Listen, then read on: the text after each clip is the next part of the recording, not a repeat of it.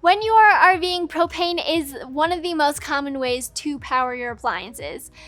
And you probably have a couple of larger tanks, like a 20-pound or 30-pound tank already on your rig. So what happens when you have an appliance that only has a 1-pound propane tank attachment? Are you going to also stockpile a bunch of 1-pound propane tanks? It might just be easier to find an adapter to connect your 20-pound propane tank to your appliance with the 1-pound propane tank adapter. Hi, I'm Lindsay here from RecPro, and I have your solution. Today I'm here to talk to you guys about our 7-foot hose adapter that adapts your 20-pound propane tank to your 1-pound propane tank attachment. So this hose has the product code of RP-1535, and this hose has 2 brass ends. These brass ends are really great. They are strong and durable.